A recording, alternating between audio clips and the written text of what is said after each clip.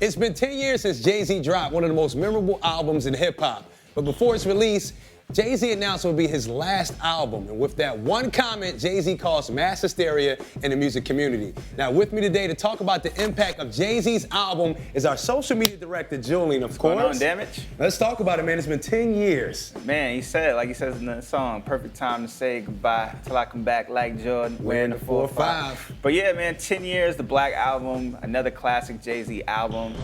Meant a lot. You know, saying it was his last album was a really, really, really big deal. Had a lot of people feeling like, you know, somebody like Jay-Z stepping away, leaves a lane wide open, somebody at his caliber. Had the classic show, sold out Madison Square Garden. Big deal. Mary J. Blige, Can't Knock the Hustle.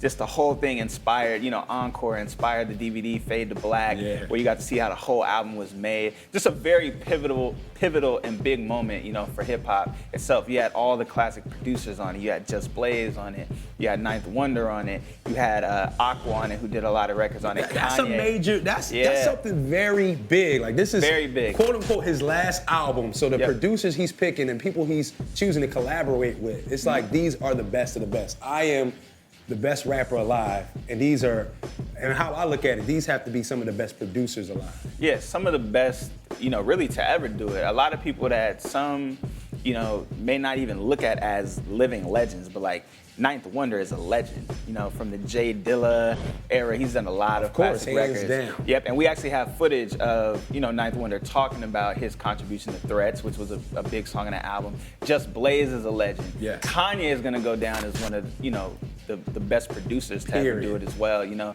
And a lot of classic collaborators, you know, that he's worked with over the years that still work with him to this day, which is why I think he still has a classic sound and classic albums right now. Yo, big producers. Yep. He's saying this is his last album, but if you look at it, critics do not put this as one of his #1 albums. No. What do you think made this a big deal?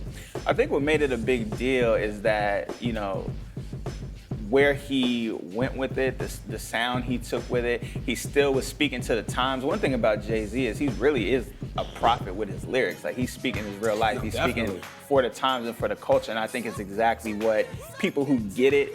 A lot of people say Jay-Z's different albums. American Gangster was a great album that people really overlooked. And I think it's just when you get Jay-Z and his lyrics, you understand that he's speaking for the times and for people who, those hustlers, the people out there who are really trying to get it. And that album was just that for that time period. It's exactly what the people needed. That one song, What More Can I Say? How do you feel about that? Oh man, what more can I say? I feel like that was like the classic Jay-Z. That's like, I'm flexing on you a little bit. I felt like it was so necessary though, because it's like he's flexing, but it was so needed. You know what I'm saying? We needed Jay-Z to tell us sometimes why we need to love him. Yeah, he does, and he also has to have those moments where you realize that he's the greatest of all time. Point blank. You had Biggie and Pac, but Jay-Z is arguably the greatest ever. Hands down. You hear what we're saying? Me and Julian, I want to bring it to social media. Always hit us up at Revolt TV.